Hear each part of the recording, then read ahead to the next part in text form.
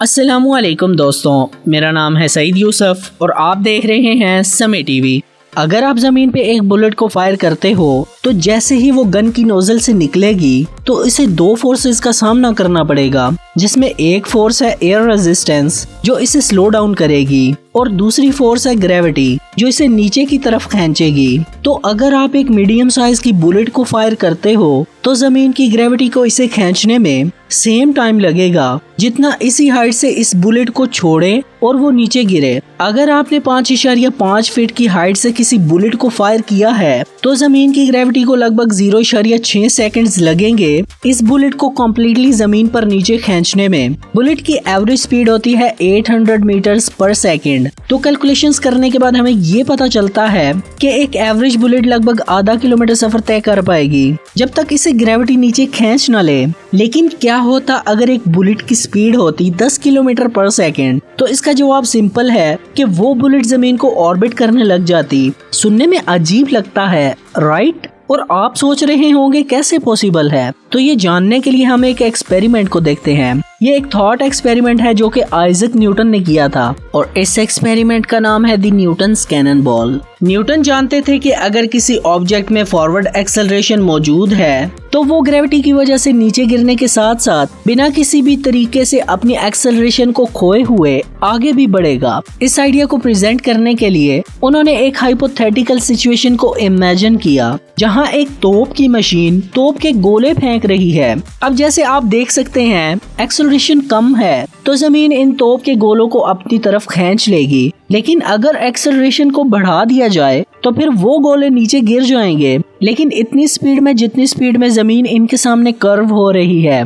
इसीलिए वो हमेशा जमीन को मिस करते रहेंगे और कंटिन्यूसली अपने ऑर्बिट में घूमते रहेंगे क्योंकि स्पेस में और कोई एक्सटर्नल फोर्स नहीं है जो इससे इंटरफेयर कर सके। तो अब हम ये जानते हैं कि एक छोटा ऑब्जेक्ट दूसरे बड़े ऑब्जेक्ट को ऑर्बिट कर रहा है। तो बेसिकली क्या हो रहा है? छोटा ऑब्जेक्ट बड़े ऑब्जेक्ट की तरफ गिर रहा है, बिल्कुल इसी तरह जैसे एक एप्पल गिरता है दरख्त से जमीन पर। क्योंकि इस छोटे ऑब्जेक्ट की वेलोसिटी ज्यादा है, इतने कम टाइम में वो बड़ा ऑब्जेक्ट इसे पूरी तरह अपनी तरफ खींच नहीं पाता और वो फॉरवर्ड एक्सेलरेशन हम देखते हैं एक ऑर्बिट के रूप में और इसे हम कहते हैं रिलेटिविटी। क्योंकि वो छोटा ऑब्जेक्ट ग्रेविटी से इन्फ्लुएंस होने के साथ साथ रिलेटिवली फॉरवर्ड एक्सेलरेशन से इन्फ्लुएंस हो रहा है। अब ये जानने के बाद हम ये भी देख सकते हैं कि सभी सैटेलाइट्स या स्पेस स्टेशंस जो जमीन के गिर्द घूम रहे हैं वो भी बेसिकली गिर रहे हैं जमीन की तरफ, लेकिन एक फॉरवर्ड एक्सेलरेशन या एंगुलर वेलोसिटी के साथ।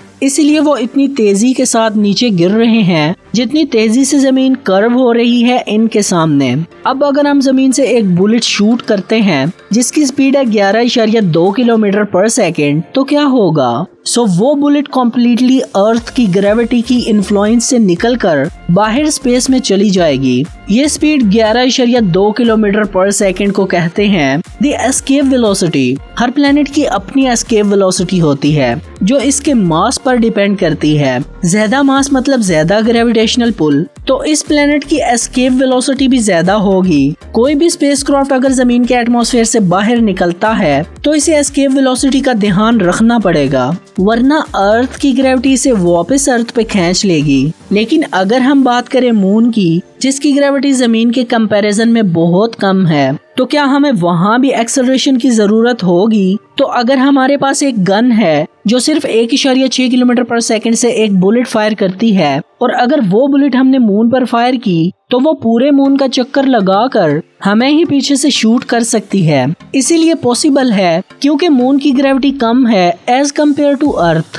तो हमें मून पे इतनी एक्सेलरेशन की जरूरत नहीं है जितनी अर्थ पे होगी। मून की ग्रेविटी कम होने की वजह से इसकी एस्केप वेलोसिटी भी कम होगी as compare to earth. Moon की एस्केप वेलोसिटी है सिर्फ 2.38 किलोमीटर पर सेकंड। लेकिन क्या होगा अगर हमने बुलेट फायर की जिसकी स्पीड मून की एस्केप वेलोसिटी से ज्यादा है? तो वो बाहर स्पेस में हमेशा के लिए खो जाएगी। ये इसलिए होगा क्योंकि हमारी यूनिवर्स कंटिन्यूसली एक्सपैंड हो रही है। एक गैलेक्सी दूसरी गैलेक्सी से हर सेकंड 200 किलोमीटर दूर जा रही है। इस एक्सपेंशन की वजह से बुलेट हमेशा के लिए स्पेस में खो जाएगी। इस वीडियो में हमने जाना कि बुलेट जमीन में शूट करने के बाद कितना दूर तक ट्रेवल कर सकती है। हमने न्यूटन के thought experiment Newton's cannon ball से जाना कि ग्रेविटी और रिलेटिविटी क्या है। हमने ये जाना कि सैटेलाइट्स कैसे ऑर्बिट में गिर रहे हैं ग्रेविटी की वजह से। हमने अर्थ और मून की एस्केप वेलोसिटी के बारे में डिस्कस किया और फाइनली हमने ये जाना कि हमारी यूनिवर्स कंटिन्यूसली एक्सपेंड हो रही है। तो उम्मीद है ये वीडियो आपको पसंद आई होगी और नया कुछ ना कुछ सीखने को जरूर मिला होगा। अगर ये इन्फॉर्मेशन आपको पसंद आई तो इस वीडियो को लाइक और शेयर जरूर करें ताकि ये इन्फॉर्मेशन ज्यादा से ज्यादा लोग देख सकें। और अगर आपका कोई क्वेश्चन या डाउट है तो कमेंट जरूर करना। और इस चैनल को अभी तक अगर आपने सब्सक्राइब नहीं किया तो ऐसी ही इंफॉर्मेटिव वीडियोस के लिए सब्सक्राइब करके नोटिफिकेशन बेल ऑन करना मत भूलें ताकि जैसे ही मैं नई वीडियो अपलोड करूं तो आपको इसका नोटिफिकेशन मिल जाए।